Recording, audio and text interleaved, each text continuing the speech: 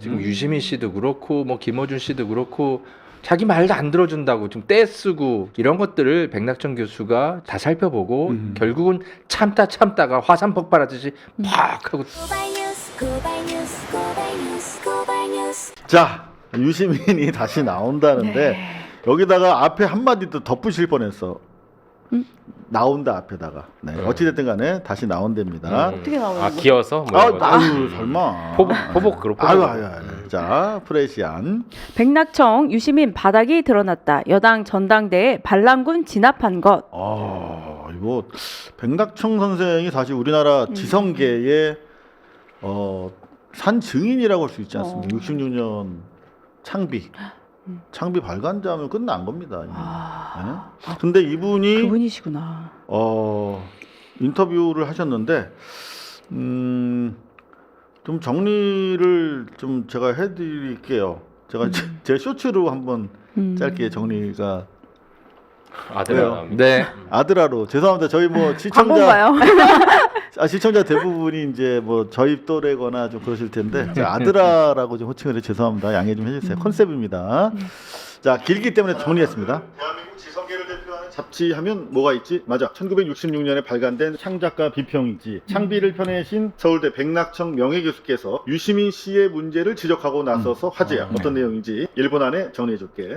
우선 백낙천 교수는 지난 민주당 전당대회를 이재명 정부에 대한 반대 세력이 총걸기한 당내 반란으로 규정했어. 그리고 이재명 대통령과 지지자들이 이걸 진압했다고 평가했어. 전당대회가 내용적으로도 통상적인 당 노선이나 정책을 토론하기는커녕 대통령의 국정 동력을 무력화시키는 데 집중됐다는 거야. 점잖은 백낙천 교수께서 당내 반란이니 진압이니 다소 거친 표현을 쓰셨는데 저들은 당의 주인이 원래는 자기들인데 내란 이후에 급한 김에 이재명을 대통령 시켜놓고 나중에 다시 당을 접수해서 차기 정권을 창출하려고 했다는 거야. 근데 대통령이 말을 고분고분 안 들으니까 총 집결해서 벌인 짓이라고 구현했어. 이재명 정부 1년의 불만을 가지고 당의 우호 세력이라고 자처했던 사람들이 사실은 그렇지 않았다면서 대표적인 인물로 유시민, 김어준 씨를 거명했어. 백 교수에 따르면 호남 유권자들이 다행히 유시민, 김어준 씨에게 속지 않고 집단 지성을 발휘해서 반란 진압이 가능했다는 거야. 특히 유시민 씨 평론에 대해서 힘줘서 지적하셨는데 유시민 씨가 우선 평론을 틀린 팩트를 가지고 한다. 이거 아빠도 쇼츠에서 지적했던 부분이지. 분단 체제와 촛불혁명에 대한 언급을 안 하면서 시사 논평을 오래 하다 보면 결국 바닥이 드러나게 돼 있다고도 했어. 또 유시민 씨가 자유주의적인 평론가인데 우리 사회 격변을 못 따라갔다. 혁명 시기에 혁명을 못 따라가면 그냥 정체되는 정도가 아니라 퇴행하게 돼 있다면서 유시민 씨의 최근 논의 수준이 옛날에 비해 상당히 떨어졌다 이렇게 지적했는데 결국 그런 유시민 씨 때문에 정청래 후보가 진압당했다라고 규정하는 대목이 인상적이었어. 유시민 씨가 처음에는 대통령을 지켜가지 않았잖아. 주변을 때리다가 점점 독설이 심해지더니 급기야 대통령이 반드시 실패할 거다 직격하면서 반명 실체를 드러냈잖아. 정청래 후보는 좋았지. 겉으로는 친명 간판을 걸고 속으로 유시민의 친청 규합 효과를 즐겼잖아. 그런데 결국 유시민의 반명 실체가 드러났는데 노 코멘트 할 수밖에 없었어. 백 교수는 그 바람에 정청래의 친명 위장술이 드러나 버렸다라고 했어. 대통령을 끝까지 지켜줄 의리맨 정청래라는 위장막이 유시민 때문에 거쳐버렸다고 분석한 거지. 유시민 씨의 그런 입장이 정청래 후보에게는 이게 양날의 칼이었죠. 한편으로는 반명 세력을 결집해주는 효과는 있는데 자기가 친명이라고 내세우고 장사를 하려고 그러는데 산통을 깬 거 아니에요 자꾸. 또 사람들이 유시민에 대해서 어떻게 생각하냐고 그러면 노 코멘트. 세상에 그런 친명이 어디세요? 사족인데 그렇지. 아빠가 얼마 전 이 쇼츠에서 이번 전대 승리를 통해서 이재명 정부는 처음으로 요거는 좀 약간 자가 발전.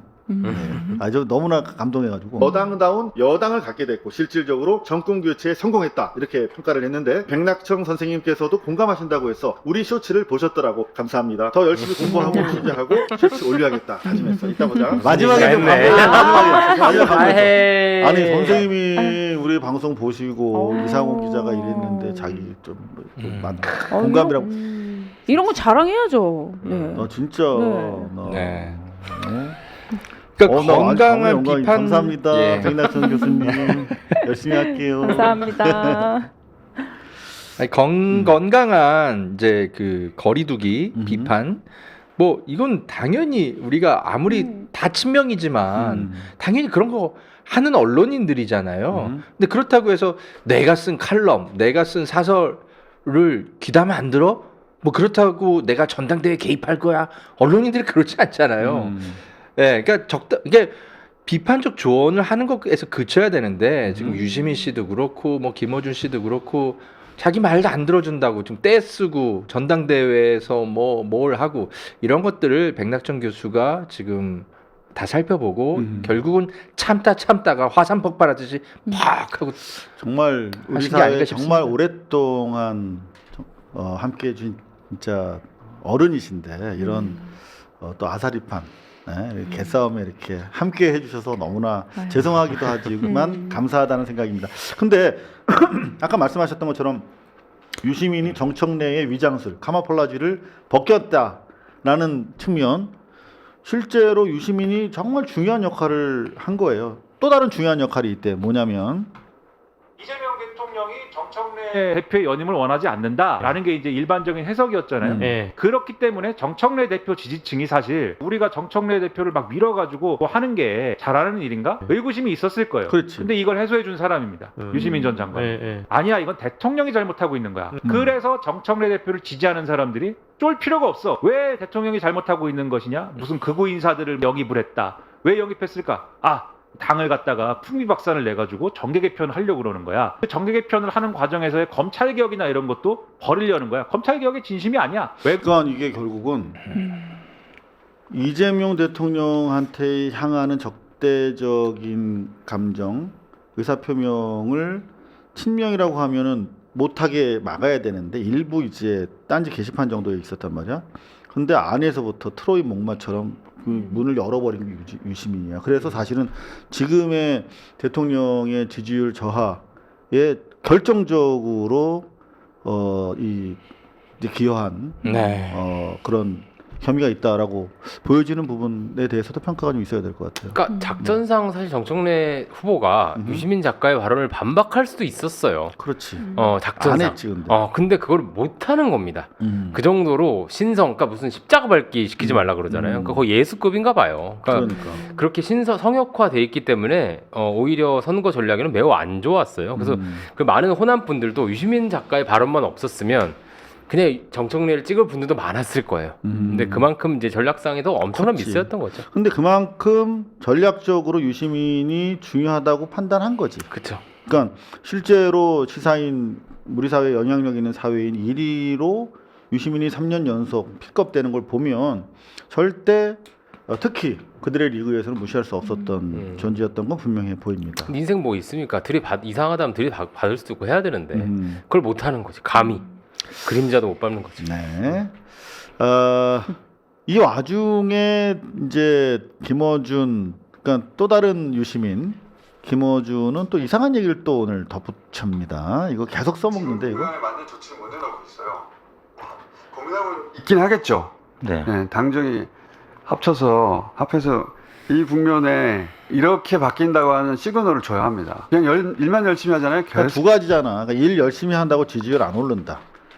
우리 같은 해석 권력, 우리가 해석하는 사람들한테 잘해야 된다. 우리가 지금 돌아서고 있잖아. 그 얘기를 계속하는 겁니다.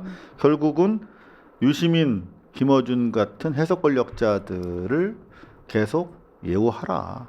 이렇게 바뀐다고 하는 시그널을 줘야 합니다. 그냥 일만 열심히 하잖아요. 계속 떨어집니다. 일만 열심히 하는 걸로 안 된다고 제가 흑달째 얘기하는 것 같은데. 그러니까 대선 전당대회 이제 경선에 참여했던 후보들과 대통령이 이제 만나시긴 했는데 물리적으로 만났는데 일단 심정적, 화학적인 어떤 봉합, 결합이 필요하다면 매일 만나야 돼요. 네네. 예. 정치 안 하고 오랫동안 맨날 누적됐고 네. 그리고 이 하락 추세는 일을 잘못해서 나오는 게 아니라 네. 그런 기본적인 신뢰의 문제이기 때문에 아무리 성과를 잘 내도 그거를 긍정적으로 해석해줄 사람이 등을 돌린 거란 말이에요. 네.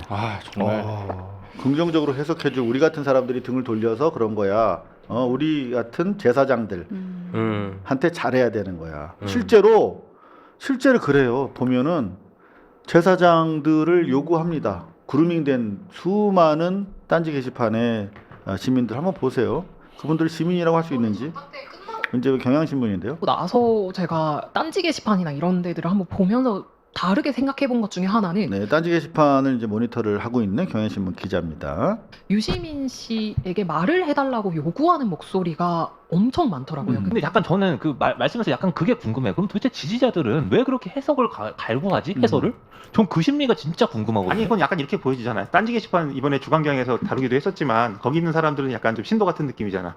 누군가 제사장이 필요하고 누군가 이제 신의 말을 대신해줄 사람이 필요해. 그런데 그리고 생각보다 자기들 생각한 것보다 이건 꼭 거기만의 문제는 아닌 것 같아요. 우리가 이제 어떤 믿음을 가지고 있는데 일반인으로서 내가 이거 철석같이 믿고 있었어. 근데 이게 뜻대로 안 되고 이게 아닌데 하면은 누군가 나를 좀 정신적으로 위로해줄 누군가가 필요하잖아요. 목사님이 이게 거의 종교적 신념 체계 수준으로 작동하는 이걸 것 같아요. 보다 보니까 갑자기 생각나는 책이 하나가 있는데요. 음. 그 옴베르토 에코의 장미의 이름인가요? 그런 책이 있는데 뭐냐면 과거에 이제 중세 시대의 성직자들이 이제 그 성경을 독점을 한 거죠. 그러면서 일반 시민들은 보지 못하게 하고 본인들이 해석을 하고 본인들이 중간에서 얘기를 하면서 이것이 옳다라고 말을 하죠. 근데 그 성경을 보는 사람들마다 다 죽어 나가는 거예요. 그래서 그래 정말로 이 성경은 그 성직자만이 볼 수 있는 책이구나라고 일반 시민들은 벌벌 떨게 되죠. 그렇죠. 하지만 그 마지막에 결론이 나옵니다. 그 성경책에 독약을 붙여놨던 거예요. 당시에는 침으로 이렇게 책을 넘기기도 하지 않았습니까? 그래서 그 성경을 본 사람들은 다 이제 목숨을 잃었던 거죠. 근데 지금의 해석 권력이 저는 정말 그 정도로까지 느껴집니다. 왜냐하면 그 이재명 대통령님 정부의 정책을 뭐 비판할 수 있어요. 뭐 잘못된 부분에 있어서 우리가 같은 민주 진영이라고 해도 얘기를 할 수 있죠. 근데 제일 중요한 건 그것이 사실에 근거를 해야 됩니다. 그리고 두 번째는 그 비판이라는 것 자체가 정부에 도움이 돼야 됩니다. 근데 지금 상황에서는 오히려 국정 동력을 약화시키는 그 지금 역기능을 하고 있고 정부를 흔들려는 걸로밖에 보여지지 않아요.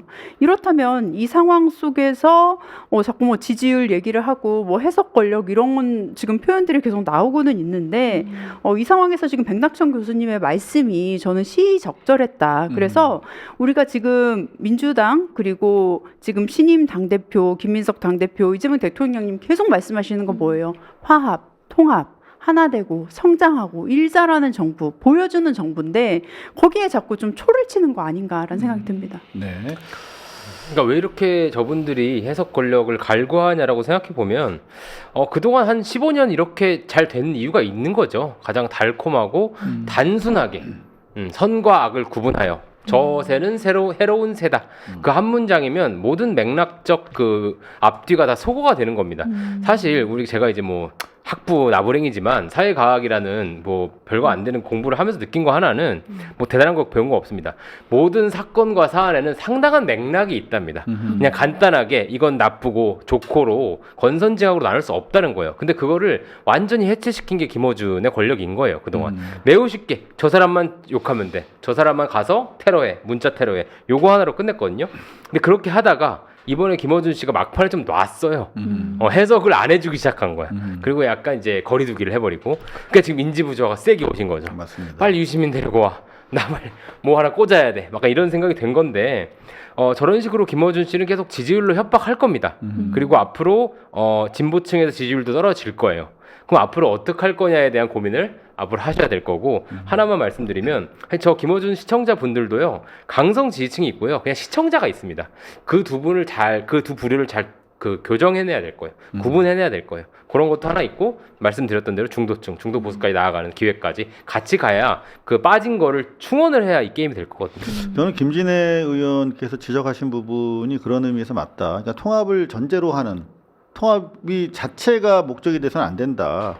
지금 보면은 김어준 씨는 문재인과 정청래를 맨날 만나라는 거야. 이재명 대통령한테.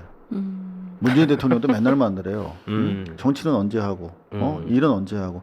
이건 아니거든요. 김진애 박사 말씀은 일을 통해서 통합하라는 겁니다. 네, 그분 말씀이 맞는 것 같고 실제로 지금 보면은 계속 여전히 방금 우리 이석현 평론가님 말씀하셨다나 맥락을 무시하고 또 계속 이 공세를 하는 거예요. 아까도 보여드렸지만 미리 오늘. 네, 김어준 친정청래 분당 지지층 둔갑한 외부 세력 있다 주장. 네, 여론조사의 문제를 지적해도 외부 세력이다.